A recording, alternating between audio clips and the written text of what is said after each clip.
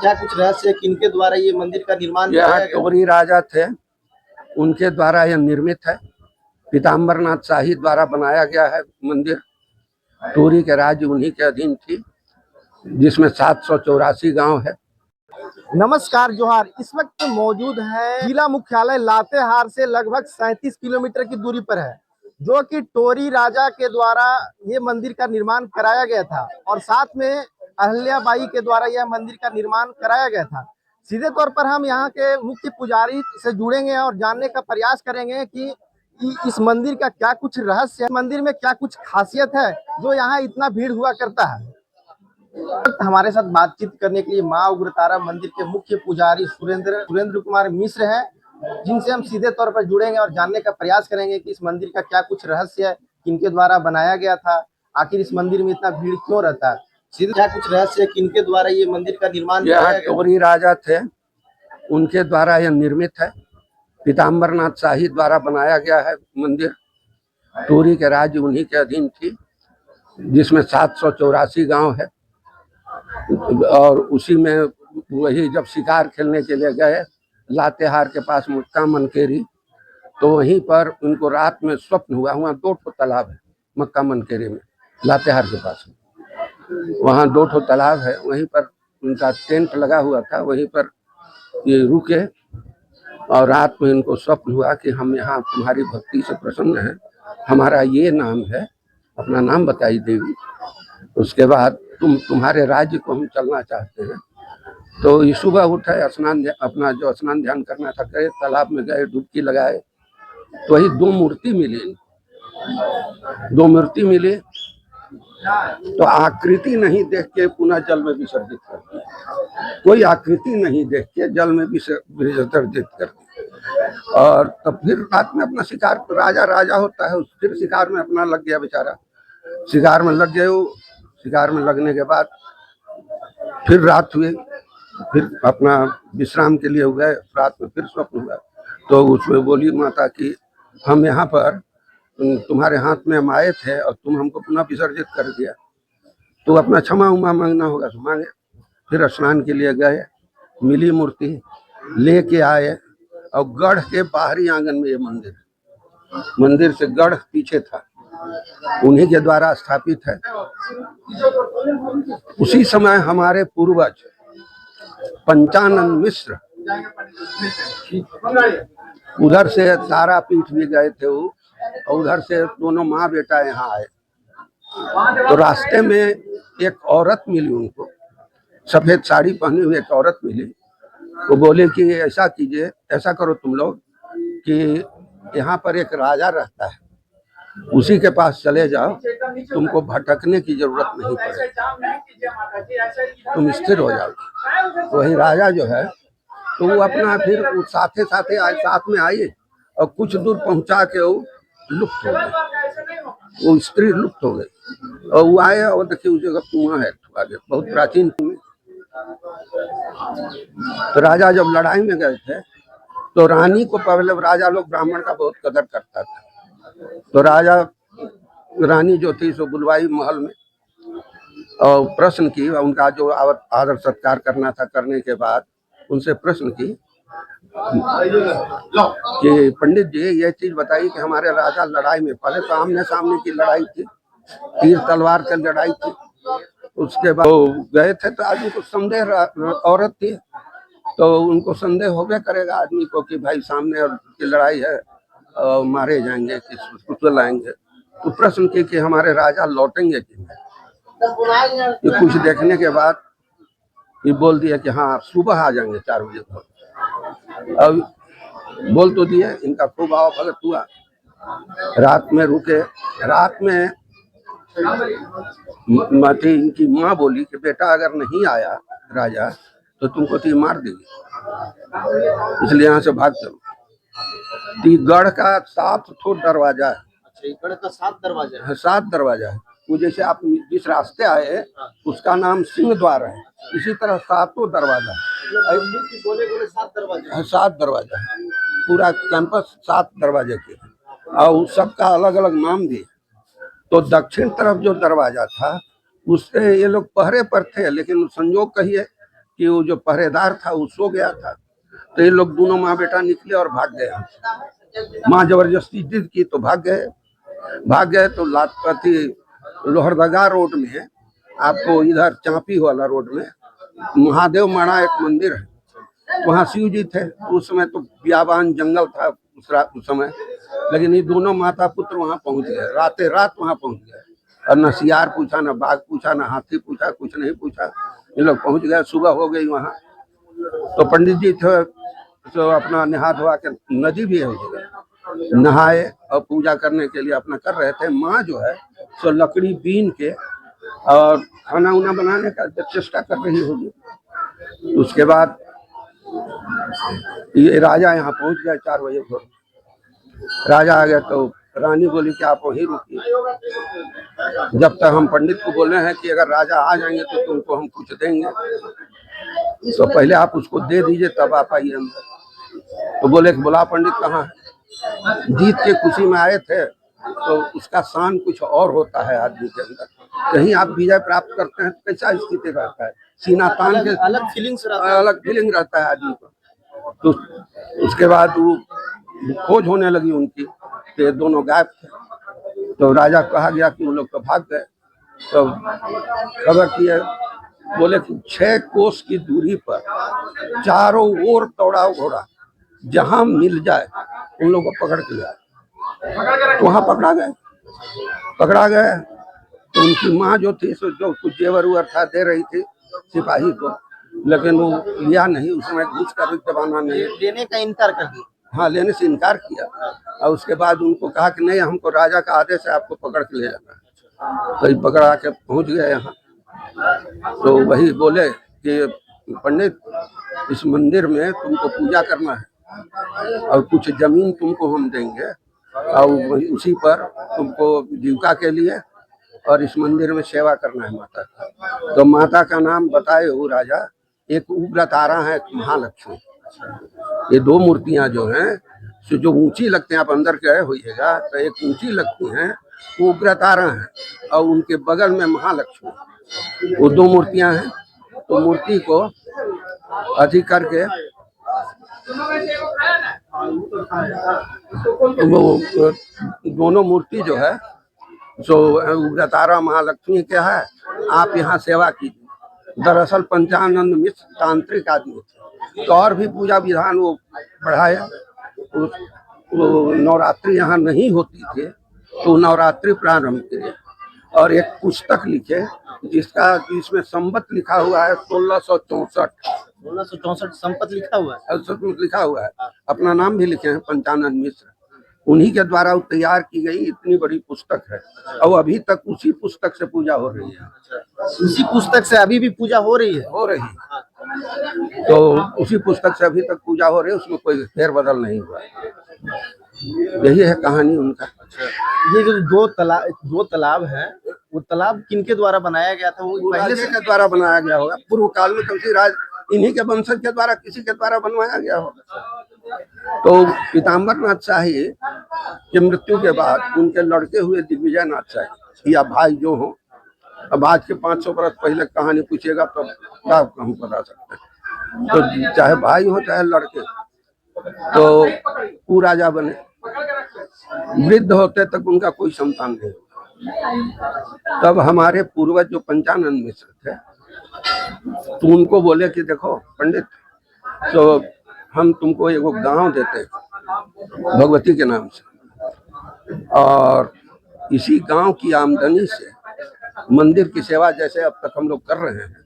नवरात्रि में बहुत खर्च होता है यहाँ, तो शारदीय नवरात्र, बाकी नवरात्र में नहीं, सिर्फ शारदीय नवरात्र मतलब आसीन वाला, तो उसमें बहुत खर्च होता है, वैसा पड़ता है। तो सिर्फ आसीन वाला नवरात्रि यहाँ पूजा होता है? आसीन वाला नवरात्र। क्या क्या बलि प्रथा, क्या बलि प्रथा क्रम से सुनिए। तो यहाँ जो सब विधान जो हम लोग करते हैं उसी तरह से तुमको करना होगा। ठीक है कि ठीक है, हम करेंगे। कालवशात राजा मर गए। रानी जो है सो यहाँ पर एक तालाब था, पीपल पोखरा, वहीं पर अपना नगाड़ा बांध के, नगाड़ा डूबता नहीं, उसमें संपत्ति डाल के डूब गई। नगारा बांध के डूबिएगा तो डूबिएगा नहीं ना जी। वो तो छपिल जाएगा ऊपर में। हाँ, तो वो डूबे कैसे?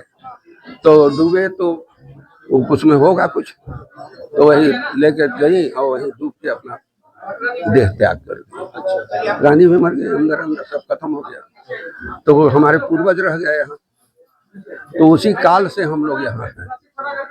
वो गांव भी मिला हुआ है जिसका नाम अलौदिया है। अलोधिया गांव है। अलौदिया गांव है जिसमें टोरी स्टेशन भी है, समझ गए? तो टोरी चंदवा स्टेशन बोलते वही है। वही है, चंदवा नहीं, टोरी। टोरी स्टेशन है और राज्य का नाम टोरी था, इसीलिए उस स्टेशन का नाम टोरी रखा। ये टोरी राज्य था, राजा यहाँ के टोरी राजा कहलाते थे। तो उसके बाद हमारे पूर्वज को मिला, व्यवस्था चल रही है उस समय। बाबा ये भैंसा का बलि प्रथा है, वो क्या है? उसको उसमें नवरात्रि में यहाँ 2 भैंसे की बलि होती है। उसके पीछे की क्या रहस्य है? वो विधान है, जब उस जो बनाए वो अष्टमी नवमी संधि काल में महिषासुर का वध हुआ था, इसी के निमित्त भैंसी की बलि दी जाती है। महिषासुर के नाम पर बलि दी जाती है भैंसे की। एक तो भैंसे की बलि दी जाती है नवरात्रि में। ठीक अष्टमी नवमी संधि काल में, जिस समय अष्टमी समाप्त हो रहा है, नवमी मिल रहा हो, उसी काल में संधि काल में भैंसे की बलि दी जाती है। और एक तो भैंस जो है सो नवमी को पड़ता है, तो एगो उसको कहते हैं महामार। तो उस दिन तो किनके नाम से पड़ता है वो? सब भगवती के नाम से पड़ता है। और ये जो बकरी की बलि होती है, लोगों को लोग कहते हैं कि मनोकामना पूर्ण होती है, उसके बाद बकरे की अब आम यात्री कहानी पहले रजवा वाला जान लीजिए ना, तो उसके बाद आप आगे तो उसके बाद राजा मर गए, तो हम लोग का तो कहानी ऐसे हो गया। काल वशात यहाँ यात्री भी आने लगे, बहुत कम, पहले तो नहीं के बराबर था। मैं बहुत कम आते थे लोग, नहीं माने नहीं मान लीजिए, पूरा जंगल था, रास्ता भी नहीं था पूरा। माने ये रोड जो आप जिस रास्ते से आए वो बहुत पत्थर वाला रोड था, कहीं कुछ नहीं, पथरीला रोड, पूरा पथरीला रोड था, चलने में मुश्किल होती। तो वहां से चलते थे, आते थे। तो हम लोग मूलतः यहाँ से बाद जब राजा मर गए तो हमारे पूर्वज जो हैं तो यहाँ से दूसरे जगह चले गए। तो कुढ़ामू गांव है ना, तो वहीं टोरी स्टेशन के बगल में। तो पहले अलौदिया में घर बनाए, क्योंकि जिम्मेदार हो गए तो उनको अपना जिम्मेदारी भी देखना था, पूजा भी करना था। तो वहीं रहने लगे और यहाँ पूजा भी चलने लगी, वहाँ भी रहने लगे, ऐसी स्थिति बनी। उसके बाद कालवशात फिर दूसरे जगह हटे, दूसरे पूर्वज आए, तो बगल में ठीक अलौदिया गांव के अपोजिट में दक्षिण साइड में कुढ़ामू गांव, रेलवे लाइन के इस पार दक्षिण साइड में, हाँ, तो वहाँ पर हम लोग कुढ़ामू में निवास करते हैं। वहीं से आते जाते हैं, यहाँ पुजारी नियुक्त करते हैं, जब जरूरत हो, जैसा पुजारी का एक नियुक्ति होती है। जो मंदिर प्रशासन प्रशासन, इसमें प्रशासन सेवायत भी सबसे बड़ा प्रशासन। और ये गवर्नमेंट का यहाँ कोई हाथ नहीं। गवर्नमेंट से हम लोग केस लड़ चुके हैं। धार्मिक न्यास परिषद 1967 में 66-67 में केस किया था हमारे पिताजी के ऊपर, वो सेवायत थे। तो उनमें आय व्यय का हिसाब मांगा था, तो उसमें हमारे वकील केस चला, पटने में चला केस। तो हम लोग को उसमें डिग्री मिली कि हम न गवर्नमेंट हमसे आय के विषय में पूछ सकती है, आय व्यय के हिसाब से, न पब्लिक न गवर्नमेंट, कोई नहीं पूछ सकते हमसे। तो यहाँ के मंदिर को पूरी तरह से पूरी व्यवस्था जो है सो निजी हाथ में। यहाँ के गांव के लोग ही संभालते हैं इस मंदिर को। गांव के लोग नहीं, सेवायत जो हैं उनके अंदर में सब काम होता है। जो भी पुजारी हुआ, जो भी नियुक्ति हुई है, सब सेवायत के माध्यम से होता है। पहले के अपेक्षा में अब लोग मंदिर प्रचलित होते गया, लोगों को मनोकामना पूर्ण होते जा रहा है। लोग पहले के अपेक्षा अब ज्यादा आ रहे हैं। उन लोगों से क्या कुछ भीड़ भी ज्यादा रहती है? प्रशासन आप लोगों के सपोर्ट करती है? आप लोग की सुरक्षा व्यवस्था मुहैया कराती है? जब हमको जरूरत होती है तो प्रशासन से हम सहयोग लेते हैं। जैसे नवरात्रि काल में बहुत भीड़ होती है, तो उस समय हम प्रशासन से सहयोग लेते हैं। और वैसे भी बीच में जब कभी भीड़ होने का समय होता है तो हम प्रशासन से सहयोग लेते हैं। मंदिर में काफी मतलब कि ये पार्किंग एरिया नहीं है, तो क्या आप लोग सरकार सुविधा देती है पर्यटक विभाग के माध्यम से, तो क्या आप लोगों की कुछ सुविधा मिली है मंदिर परिसर में? हम लोग दूर दूर से आने वाले श्रद्धालुओं के लेकर आपका क्या कुछ संदेश रहेगा? दूर दूर से जो श्रद्धालु आते हैं, बहुत सा मकान बना हुआ है, चाहे तो रुक सकते हैं, जा भी सकते हैं, सुविधा भी है, गाड़ी की सुविधा है या बस की, ट्रेन की। यहाँ से चंदवा जाएंगे ट्रेन में जा सकते हैं, बस से जा सकते हैं, जैसे लोग मंदिर जैसे जैसे लोग प्रचलित हो जा रहे हैं, यहाँ लोग मुंडन करवाने आ रहे हैं, शादी करवाते हैं, तो उस तरह से यहाँ विकास की सुविधा नहीं है, थोड़ा दिक्कतें होती देखिए हैं। हम लोग इसमें विकास में विनाश होता है, विकास नहीं होता है, ये आप जान लीजिए। विकास का दूसरा रूप विनाश है, और यहाँ परंपरा निर्वहन करने के लिए हमको उसके अनुसार चलना है, न कि हमको यात्री के विकास के लिए। पूजा होती है 12 साढ़े 12 बजे मंदिर बंद हो जाती है, आप जा सकते हैं, बहुत जब टाइम है आपके पास। मंदिर कब खुलती है? सुबह 6:30-7 में। सात में खुल जाती है। हाँ, अच्छा, यहाँ का मुख्य प्रसाद क्या है? लोग प्रसाद के रूप में क्या खाते हैं? प्रसाद के रूप में यहाँ चावल दाल सब्जी बन के भोग लगता है माँ को मध्याह्न काल प्रतिदिन। उसके बाद माँ को शयन करा दिया जाता है पलंग में। फिर 5 बजे शाम को जैसे गर्मी का दिन रहा तो 5 बजे शाम, जाड़े का दिन हुआ तो 4:30 बजे खुलता है मंदिर। तो ये हमारे साथ बातचीत करने के लिए माँ गुरु तारा मंदिर के मुख्य पुजारी थे। आपने पूरी कहानी सुना, कैसा लगा, क्या कुछ है, पूरी बात अपने कमेंट बॉक्स में रखें। और अगर आना चाहते हैं तो रांची से 96 किलोमीटर और जिला मुख्यालय लातेहार से 37 किलोमीटर है। तो यहाँ कुछ पूजा करने आए हुए भक्तों से हम जुड़ने का प्रयास करते हैं कि आखिर क्या कुछ यहाँ समस्याएं नजर आती है और क्या क्या व्यवस्था होना चाहिए। क्या नाम हो भैया? गोपाल साहब, अच्छा, अब कहाँ से हैं? चंदवा से। अच्छा, चंदवा से ही हैं। कितना दिन से इस मंदिर में आ रहे हैं, आस्था रखते हैं? हम लोग बचपन से हम लोग तो बचपन से? हाँ, बचपन से ही आ रहे हैं। क्या क्या कमी महसूस होता है इस मंदिर में? यहाँ पर पर्यटक स्थल के लिए सुविधा नहीं है और क्या क्या और सारे व्यवस्था यहाँ नहीं है। प्रशासन का व्यवस्था होना चाहिए। विधि व्यवस्था कैसा है? विधि व्यवस्था ठीक है, लेकिन सीजनली यहाँ व्यवस्था देता है सरकार। सुरक्षा को लेकर क्या कुछ मुहैया कराया जाए? हाँ, तो सरकार को ये सोचना चाहिए। सुरक्षा को लेकर कैसा इंतजाम किया जाता है? सुरक्षा के लिए तो इसी जनरल नहीं है, लेकिन ये आपको दुर्गा पूजा वगैरह में ना व्यवस्था करती है सरकार व्यवस्था यहाँ। क्या कमी महसूस करनी है, इंतजाम करने में? कमी यही है कि यहाँ पर्यटक स्थल के लिए यहाँ पार्किंग नहीं है। पार्किंग नहीं है, कुछ परेशानी होता है, बाहरी लोगों को परेशानी होती है। सरकार से क्या कुछ अपील करेंगे? यह है कि यहाँ मुहैया करावे, अच्छी करे, यहाँ पार्किंग दे यहाँ पर। क्या नाम हो भैया? मेरा नाम सौरभ सिंह है। कहाँ से आए? बालूमाथ से हुआ है। मालूमात से आए? कब से आ रहे हैं? कब? जब बचपन से ही, जब बच्चे थे तब से यहाँ पर। बचपन से आ रहे हैं, तो क्या कुछ कमी महसूस हुआ इस मंदिर में? अभी तो वैसे जैसे ये भैया जी बोले कि पार्किंग की सुविधा नहीं है, यहाँ पर वाकई में पार्किंग सुविधा नहीं है। और थोड़ा पर्यटक लोग आते हैं बाहर से घूमने के लिए, तो उनको अब मंदिर काफी प्रचलित हो गई है, लोग दूर दूर से आते हैं, उनको काफी परेशानियों का सामना भी करना पड़ता होगा। क्या इसे व्यवस्था होना चाहिए? ऐसा व्यवस्था हम सरकार से अपील करेंगे कि ऐसा व्यवस्था होना चाहिए। पेट्रोल के लिए सुविधा होना चाहिए, पार्किंग व्यवस्था होना चाहिए, थोड़ा पेयजल के लिए अच्छा पेयजल कहीं मिलना चाहिए। और सरकार से बस वही अपील होगा हमारा कि इतना प्रचलित मंदिर है, बहुत काफी सालों साल पुराना मंदिर है, सरकार को मुहैया कराना चाहिए। क्या नाम है भैया? अनिल कुमार कहाँ से आए हैं? छतरा से। चतरा से आए? कब से आ रहे हैं और मंदिर को कब से जाना है? हमको यहाँ लगभग 1998 से है। 1998 से जी श्रद्धा लेकर आते होंगे, बिल्कुल, पूरी भी होती होगी। एकदम होती है। क्या कमी महसूस होता है इस मंदिर में? कमी सरकार का भी मतलब विशेष ध्यान नहीं है इस मंदिर पर, क्योंकि पर्यटन के क्षेत्र में भी अगर ये विकास किया सरकार इतना खर्च करती है पर्यटक स्थल को लेकर, तो क्या विकास होना चाहिए? बिल्कुल होना चाहिए, लेकिन ध्यान नहीं है इनका। रोड भी देख लीजिए, अभी टूटा फूटा कई जगह मिला होगा आपको। और यहाँ भी जो है दूर दूर से आते हैं, क्या सड़क में बिजली भी वैसे तो व्यवस्था है, लाइट का सुविधा है? कुछ नहीं, रोड में ही है, जगह जगह पे पानी का व्यवस्था नहीं, ठहरने का व्यवस्था नहीं है।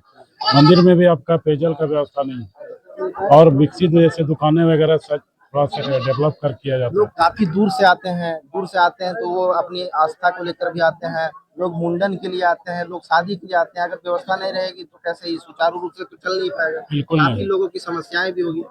बिल्कुल होती है। क्या सरकार से क्या कुछ अपील करेंगे? बिल्कुल सरकार से अपील यही है कि विशेष ध्यान इस मंदिर पर दें, जिससे कि लोग स्वतः खींचे चले आए। आकर्षण का केंद्र बने ये मंदिर। और लोगों को विशेष सुविधा भी है। लोगों को आस्था भी है। जी हाँ, लोगों बिल्कुल की आस्था है। लोग श्रद्धा से लोग आते हैं, गश्ते भी हैं, पूरा होता है, मन्नत पूरा होता है तो आते भी हैं। तो बलि प्रथा भी है यहाँ। जी बकरी की बलि होती है। हाँ, बकरा का। ठीक है, अपना परिचय दें। अनिल कुमार शर्मा, चतरा, झारखंड। तो ये हमारे साथ बातचीत करने के लिए यहाँ के आए हुए श्रद्धालु थे और इनका समस्या बता रहे थे। आखिर क्या कुछ है, सरकार इस पर कितना ध्यान देती है, सीधे तौर पर हम जानने का प्रयास करेंगे। अगर आप भी आए हैं और आपको समस्याएं का सामना करना पड़ा है तो कमेंट बॉक्स में अपनी जानकारी जरूर दें। इसी तरह की खबर देखने के लिए हमारे साथ बने रहे, तब तक के लिए धन्यवाद।